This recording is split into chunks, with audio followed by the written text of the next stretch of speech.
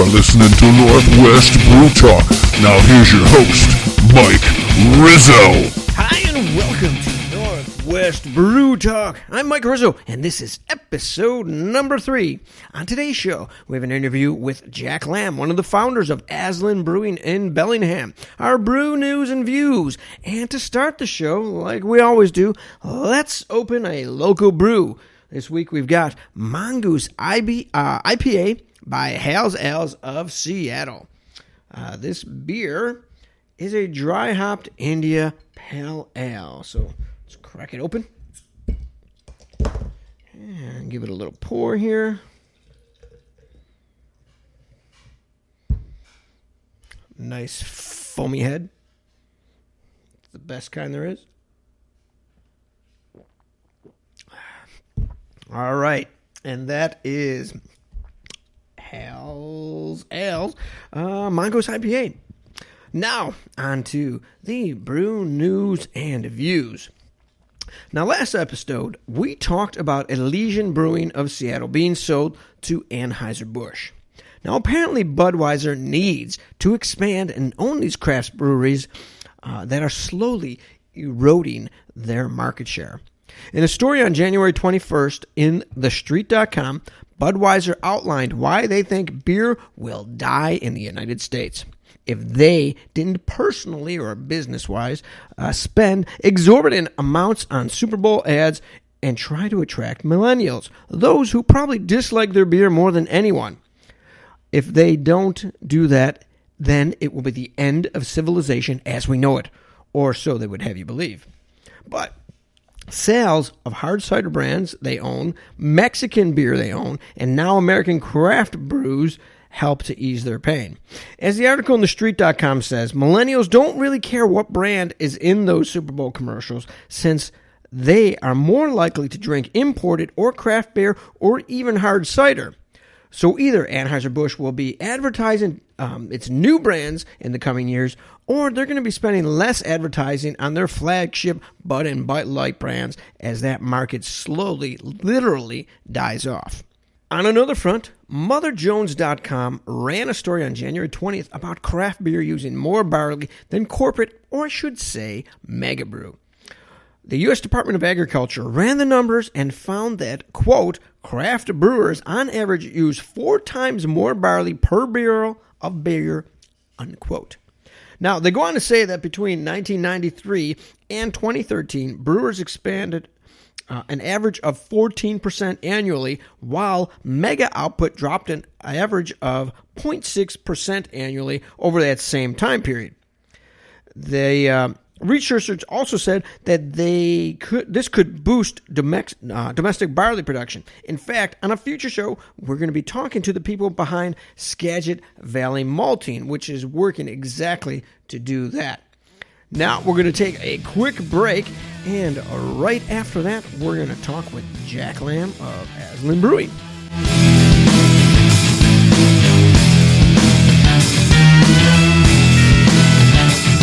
Welcome back to Northwest Brew Talk.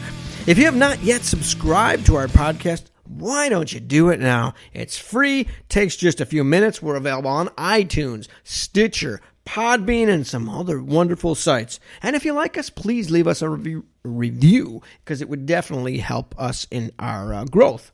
Now, we're going to talk to Jack Lamb. He's one of the founders of Aslan Brewing out in Bellingham.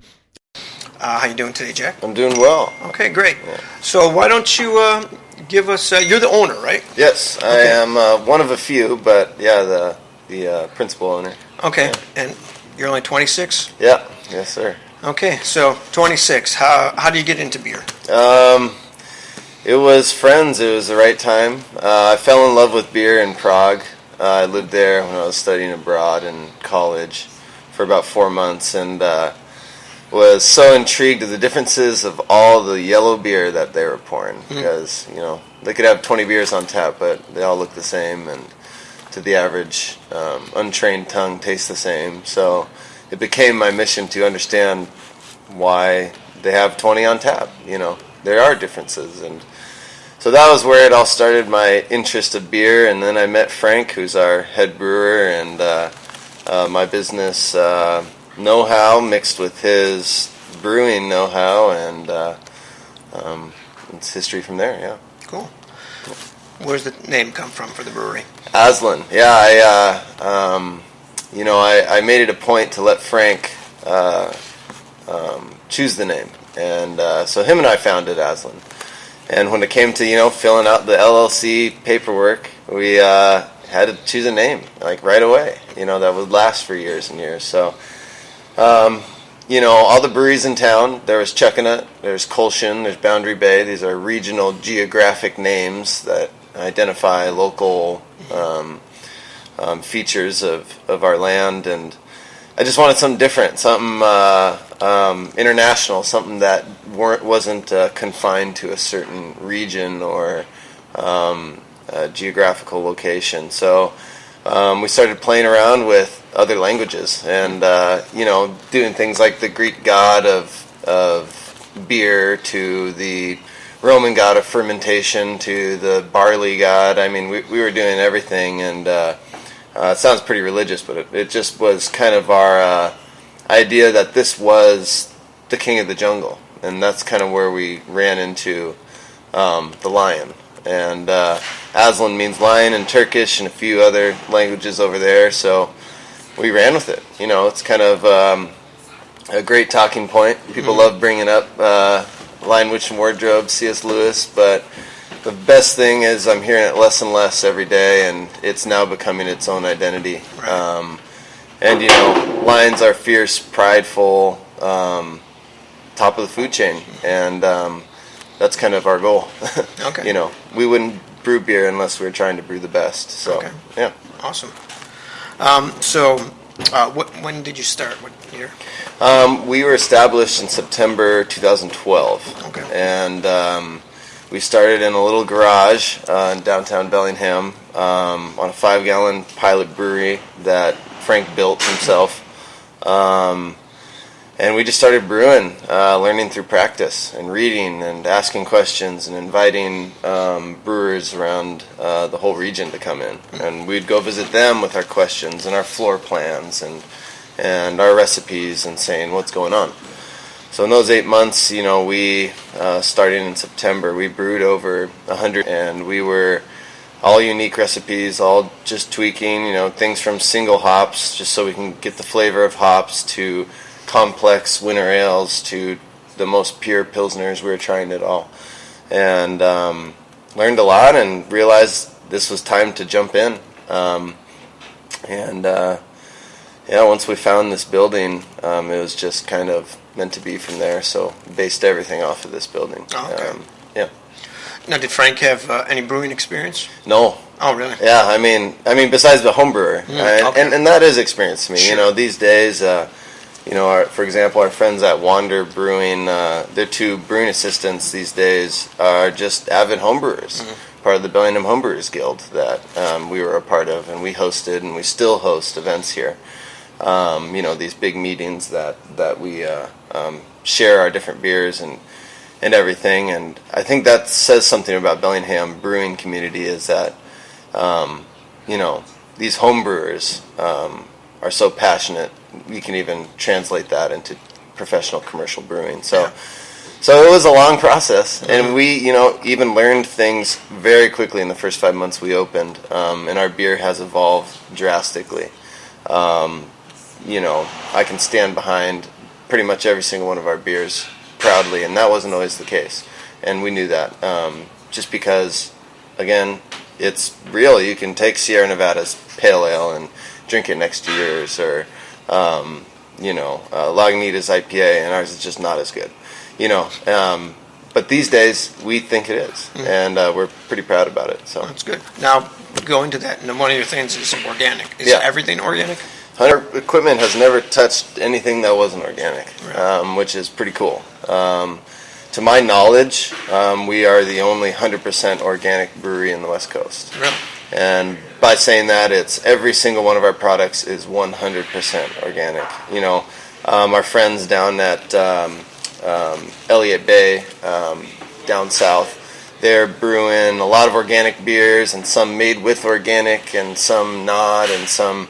There's this big wide range, and it's a little more flexible that way. But we've committed to it. From the start, we said this is our principle, and organic beer it's just better. Being young guys creating a business, to us, it's pretty clear on decisions, A or B.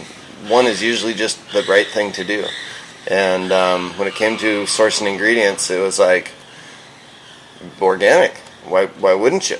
It's a little more expensive and set pretty darn good. Mm-hmm. So we went for it, and it's panning out. So good. Now, do you find that you get customers based on that? Yeah, and it wasn't a coincidence that we opened a block away from the co-op. Okay. And I shop there. Mm-hmm. Right? That's I live also 3 blocks away. Okay. So my world is very just downtown Bellingham, which is it's an awesome place to be. And this community really likes that kind of stuff. Mm. They listen, they read labels, they want to know what is going into their body. And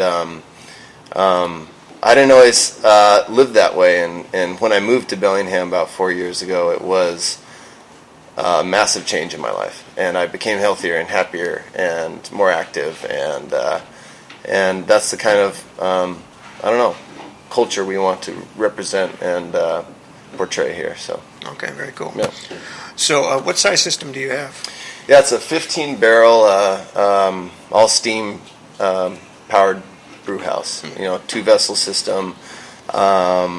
We've got 6 15-barrel fermenters, 1 30-barrel fermenter, a couple bright tanks, 1 15, 1 30. And it should hold us for a little bit, but canning is around the corner. We're just getting another loan out to purchase a canning line and getting that whole program going. So you can see our can labels we're trying to mess around with and see what we're going to do, and getting samples from them. It's a massive process, but once that really picks up, that'll be kind of the first step in expansion. Yeah. So to go with that, you mentioned that loan. How did you get your initial funding? Yeah, it was a massive SBA loan. These loans designed specifically for guys like us who have never done this before. It's new and federally backed, and we got again, it's our projections and the numbers we portray.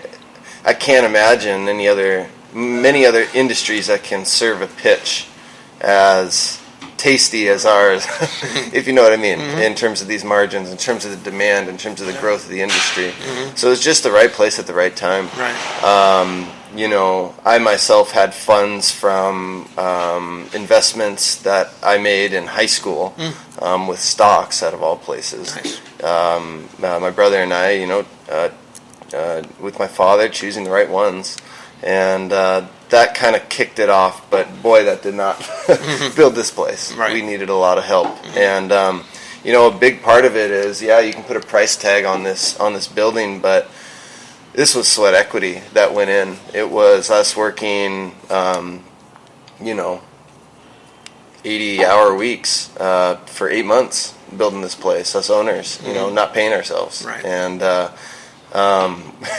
if you had 80-hour weeks and 4 laborers doing that, you can get a lot done. Oh, yeah. And we just needed a couple help. Frank's father, Don, is a master carpenter. This guy's built anything from power plants to preschools. And so he knew literally how to do everything. Right. And so we'd get bids and kind of show it to Don, and Don would be like, all right, we can do that.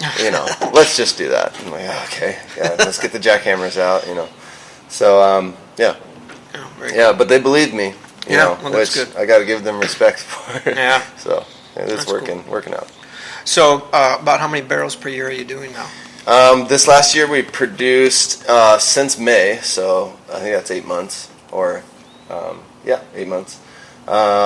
We produced 850 barrels. Okay. So, that would have probably hit 1,000 barrels if we completed a full year in 2014. But this next year, our goal is damn near 3,000. Really?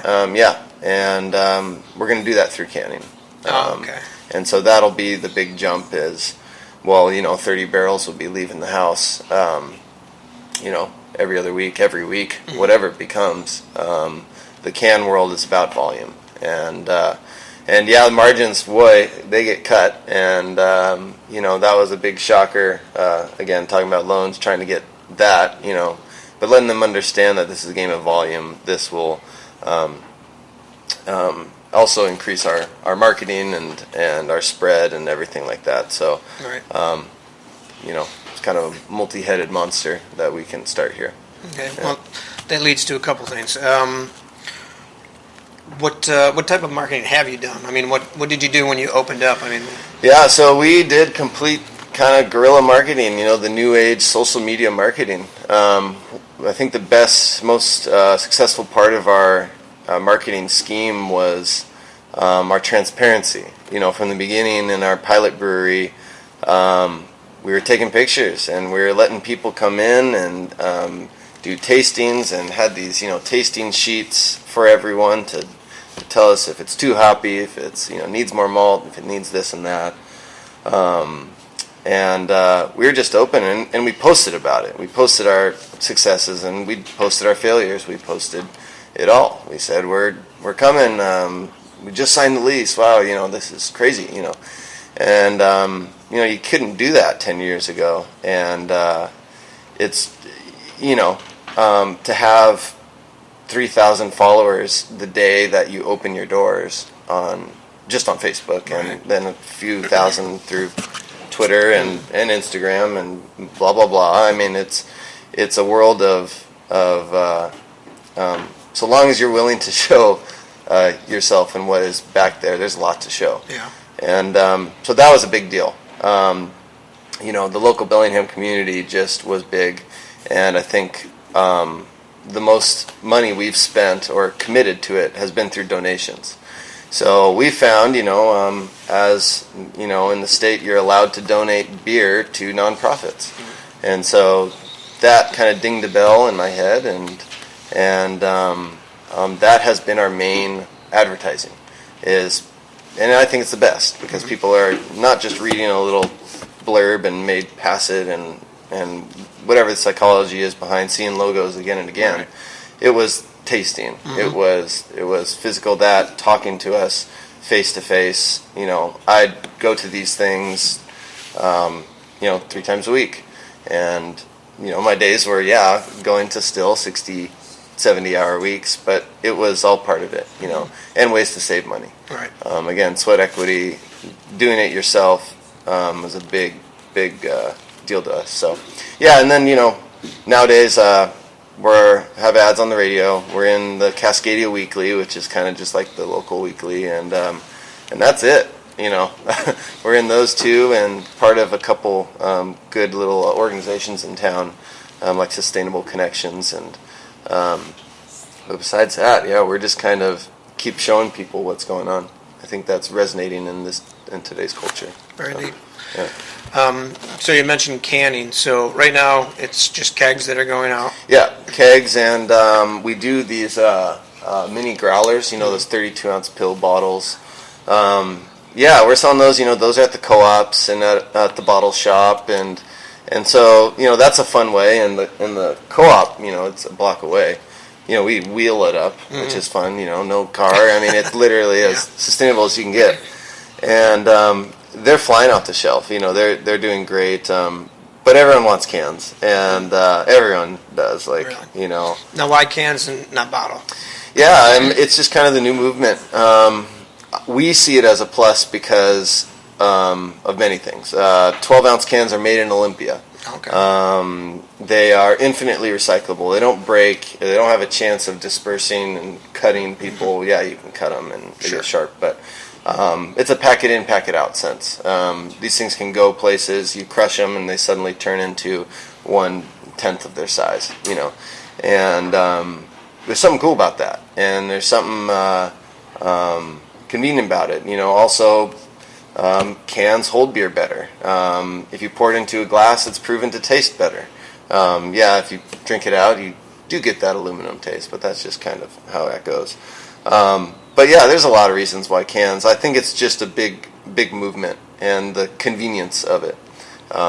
Bottles, though, are sexy and romantic, and I love them. And I love getting a 6-pack. I mean, there's something classic about just getting a 6-pack of those amber bottles. Mm-hmm. But and we will, someday down the road do it. But cans are the first step. And we're camping guys. We want to take our product camping. We can't end up with a bunch of glass bottles. So. Right. Yeah. That's cool. Now, what was the first beer that you guys brewed? First beer we brewed in our pilot system was the first beer we brewed here, which is our red. Okay. And it was our best beer for the first months. It was always great. Reds are relatively easy to make, to be honest. It's a lot of malt, a lot of hops, a lot of color, a lot of flavor. So any impurities can be disguised pretty well, which is kind of why we started as total amateurs using a red, and why we banked on our first brew to be a red. There's strategy behind that, and I'm not ashamed to say it at all. Why would you brew on your first batch the most difficult, challenging beer? So the red, and today it's our top 3 selling beers still, and I think we really nailed it in terms of representing the Northwest with it, with hop flavor and almost an IPA-esque nose and everything to it, with the amber maltiness of it. So, yeah. So that was your first beer. Yeah. What are your, you have how many regular beers? Yeah, so at any given point, we have about 14 beers on tap. And we have made almost 30 now. Okay. To date, different styles. Top selling is IPA.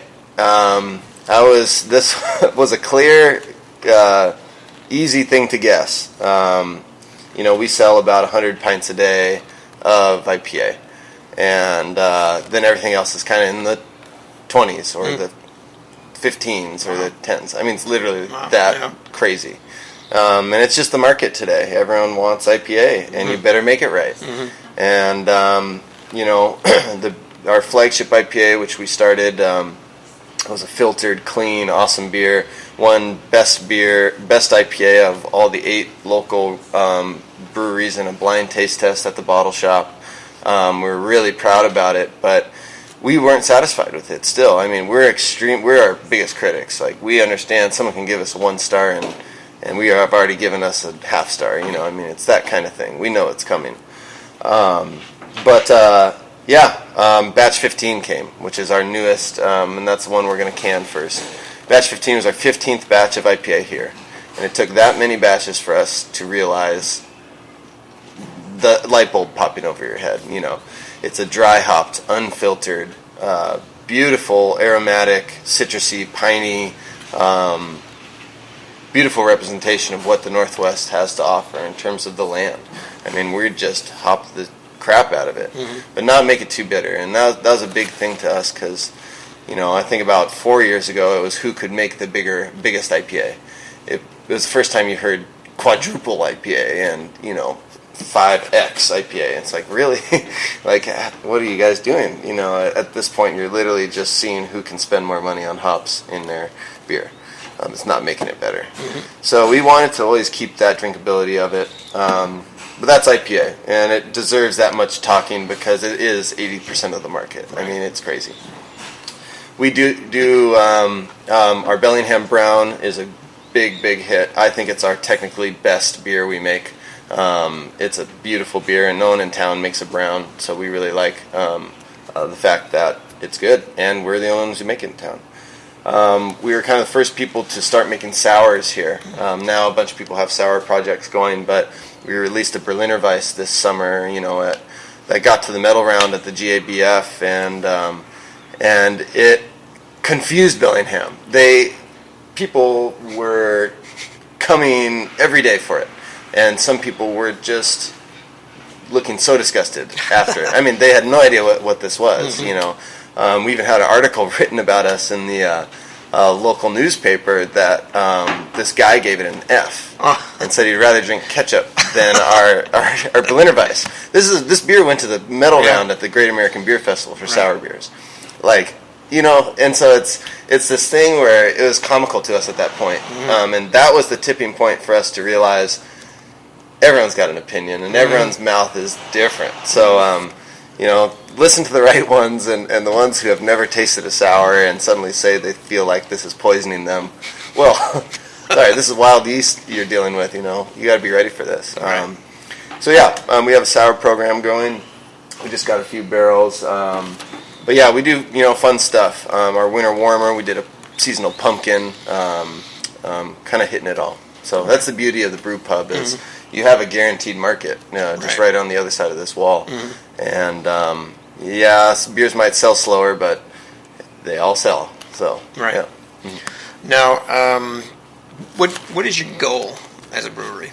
Our goal, honestly, and this has been from the beginning, is to be the best. And to be the best using ways that people will look back on and be like, I cannot believe you guys made it through that route. Things like choosing organic. Things like,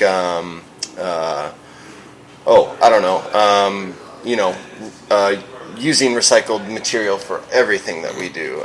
Choosing local food and all these strategies. You know, we want to kind of make the path hard for us, but also succeed in the end. So I think our growth and our path is going to be a longer, more gradual incline than many breweries these days that are blown up. Strictly because our path is just a little more difficult. But that's the goal. That's the point. Is like we're all young. We all started this under 30, and it was all right, guys. This is our baby. This is our commitment. Let's do this right. So, yeah, it is to be the best. I mean, why wouldn't you? If you were happy with a beer that everyone kept being like, yeah, it's all right, I guess I'll have it, and then they don't have another one. I mean, that to me, why wouldn't you want someone just to be like, I've been looking for it all week to come here and to have this beer, and I'm going to have 3, and it's going to be the best. And those are the kind of things we want. And that just, you know, we're competitive people, but at the same time, know when just people are making better stuff than us, and when to bow down and say we're not worthy. You know, our first trip to Denver for the GABF this year was exactly that. It was all we're not worthy. It was so awesome. It was so humbling. It was opened our eyes up to what could be, and we're inspired and ready. So that was a later question, but so you've entered competition before. Have you medaled at all? No, you know, and we've only entered in GABF. Okay. So, you know, we missed the Washington Beer Awards this last year. We opened literally like the week after the beers were due, or, you know, whatever it was. And so we missed that, but GABF has been the only one that we sent it to. We just sent it to the Craft Beer Awards, I think in Bend. And we're supposed to hear back from that next week, actually. Okay. So that'll be kind of fun. We sent in, and those are our newer beers. You know, the fun thing about GABF is you get those tasting sheets back, and with all the notes, and you know, like our Pilsner, for example, we knew it was going to come back just the sheet all written up, and sure enough, it was. And they pointed out the things that we knew were wrong with it, and but then again, our Imperial IPA made it to the medal round, which is a 10.5% beer. It was just a big boy. And their only critique was, this should be under barley wine. It is excellent, but this should be a barley wine. It's so big. You know, and down to our Berliner Weiss, like I said, was just, you know, all good, pass, going on to the medal round, and, you know, it just didn't make it, of course. But yeah, we got faith. Faith. But boy, the beer that we made today compared to the beer we made 4 months ago is so much better. And that's what's fun about being the new brewery. You know, I can understand how difficult it might be for someone like Boundary Bay to switch gears, simply because they've been open for 20 years and doing it the same way. And shoot, why fix what ain't broken? But for us, it's every new batch is a whole new opportunity. And for us, we're not scared of making changes that we know need to be made. So we're excited for the near future and for right now. I mean, boy, I'm proudly stand behind just about all our beers out there. So, yeah. That's good. So, you guys plan on going to any of the festivals this year? Yeah. I think, we're going to do the Washington Beer Awards. We're going to go to that and serve at that. And then we're going to go, I think we're going to have a booth for the first time at the GABF and show the nation what we got, Now, I know Frank has a list about, again, we're very competitive. We want to try and get these awards. And so, the World Beer Cup we're going to enter in and that. So pretty much you name it, and we're going to try and enter into it. Right. Let the games begin type thing. So. Yeah, we'll definitely watch that. Yeah, thanks. So what kind of distribution do you have? About how far out do you go? Yeah, so right now we're up in Bellingham, which is 20 minutes from Canadian border. We're right in between Seattle and Vancouver, BC. So and it's an old town. It's an old city. So this isn't a sprawl town or anything like that. This has been around. At one point, it was, is it going to be Seattle or Bellingham as the place? And of course, Seattle won, and actually, good riddance. But right now we're in Whatcom County, which is Bellingham's county. We're in the neighboring counties, Skagit and the island counties of San Juan Islands. It's just a fun market because, it's a very organic, natural living out there, too. And so that beer resonates well. And we just jumped into Snohomish County, which is the big county right south of us, right before Seattle. Seattle's in King County. Just to give you an idea, Snohomish has double the population of all those three counties we're around combined. Okay. And so that jump already, we went on a couple rides with our distributor, and what about that bar? What about this bar? What about that bar? And as we're just driving down one street, and he's like, no, we're going to this one. And we're like, no, what? They're everywhere. Like, we could be everywhere. So it's a slow game. Being the new guys and being with books that have 100 different beers on it, it takes a lot of effort. But yeah, it's all on premise right now. So we're in bars and restaurants on tap, doing brewers nights and dinners, pairings and stuff. So look for restaurants. We have a big list on our website of where we're distributing and such. So, yeah. What is your personal favorite beer? My personal favorite beer right now that we have is a beer that is not actually on the menu. We're releasing it tomorrow. It is our brown sour. Okay. So we made this one, and I've been waiting. This is 3 months in the making of just cruising, and oh man, it was crazy. Wild yeast is just its own beast. It does what it wants, and this one took 3 months, and it is worth the wait.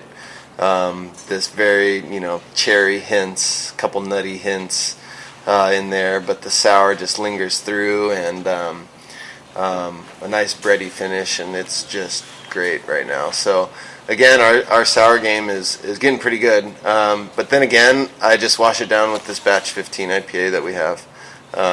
It's very satisfying to have what we consider world-class IPA, because that is something to be said.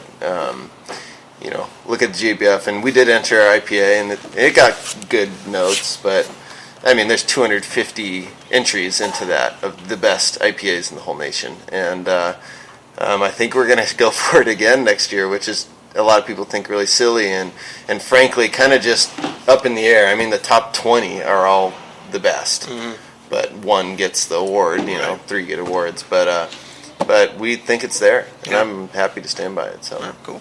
yeah.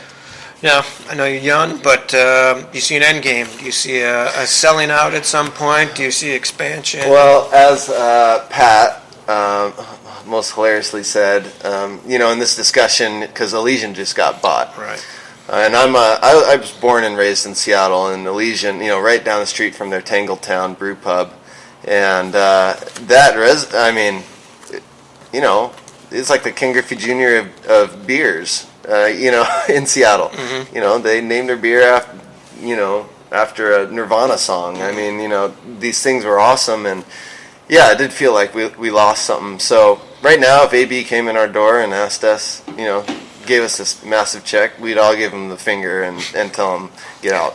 We would. And at this point, no money can match the utility that we can get out of turning something that was a signs manufacturing office building into a fully kick-ass brew pub that is going statewide, going West Coast. And, you know, this thing could get big, and I could open, you know, the dream is to open a facility over in Amsterdam and to kind of, you know, spread this name, you know, get our beer to Japan. You know, I think the branding, the logo in Japan, just frickin', I mean, it was kind of inspired off that.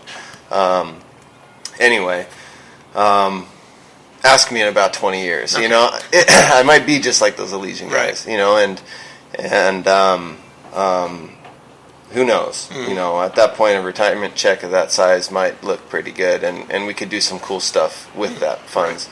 But honestly, I have so many goals that I need to do with this thing that it's going to take a couple decades before I'll even consider my job done here. And you know, with that investment money I had, I would have been just fine. You know, just getting a normal job, I would live great. But I spent every penny, and now I'm just living off the food here, and you know, that kind of stuff. And boy, I tell you, I wouldn't give it up for anything right now.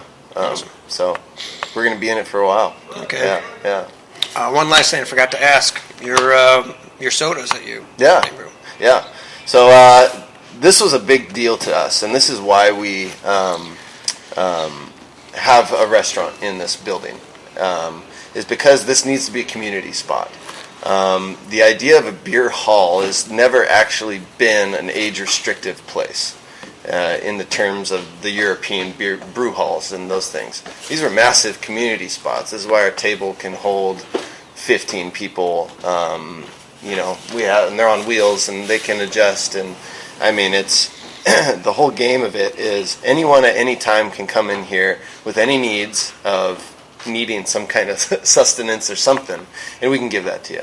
Vegans, gluten-free, you know, gluten-free who wants an alcoholic drink? Yeah, we have ciders and wines. Well, you know, my mom doesn't drink, and my dad probably shouldn't drink, and that's what the sodas are for. You know, it's a craft beverage, and that's kind of the goal of why people come here in the first place. Yeah, it's beer, and yeah, you can get a buzz, but the point is you're coming in here to try a craft product. You can choose from 14 of them, taste them, and enjoy the sensations that your palate creates, you know. So the sodas were inspired, you know, and we make a non-alcoholic beer. This is probably the only organic brown non-alcoholic beer in the whole world. And, you know, I've got emails from people across the nation trying to get it, just because they're so intrigued. They're like, what the heck? Like, what? A brown this is crazy, you know. I'm like, well, you just got to come up here because we don't do anything with that. You know, we don't sell any of that out of house. But soda pops, the funny thing is we use our 5-gallon system from our pilot brewery, and it's kind of like the old, you know, it shows you where you started every day when we brew it. We brew a ginger ale just made with a lot of ginger, lime and lemon and sugar. And then our root beer is made with about 14 different ingredients, of sarsaparilla to, you know, cherry bark to vanilla bean to ginger to molasses to, I mean, we have everything in that. It's all natural, all good. And I even see that game, you know, selling more. I don't know if you're familiar with Rachel's Ginger Brew in Seattle, but they might as well be a brewery, you know, the size and their growth and everything, and there's a market for that. So, we're going to always have those on tap, and always have a non-alcoholic on tap, and always have cider on tap, and always have wine just in case, and tea and coffee and food, and, you know, and that's kind of the point here is you can come with a lot of needs, you can come with your computer and just be comfortable there somehow. So, it is a lot to bite off, I'll tell you that, as as a 26-year-old trying to start one thing. And now we have 40 employees with, the same owners, and, we didn't have to dish out any ownership to investors or anything like that. So yeah, we think we're in a good spot. We just gotta keep on keeping on. Well, Yeah. awesome. Yeah. Well, thank you very much for joining us today. Yeah. Appreciate it. You got it. And again, we were talking with Jack Lamb, one of the co-founders of Aslan Brewing in Bellingham. Yeah. Awesome. Thanks so much. You're welcome. Thank you. We'd like to thank Jack Lamb from Aslan Brewing in Bellingham for joining us. It was very nice of him to take some time out.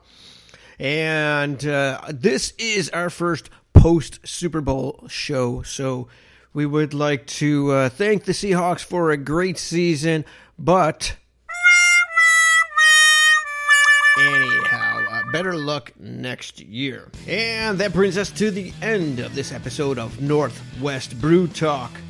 The show is produced and edited by me, with engineering help from Michelle Rizzo. If you want to contact us, we are on Twitter and Facebook at NW Brew Talk, and you can email us at nwbrewtalk@gmail.com. Until next time, I'm Mike Rizzo. Stay happy, my friends.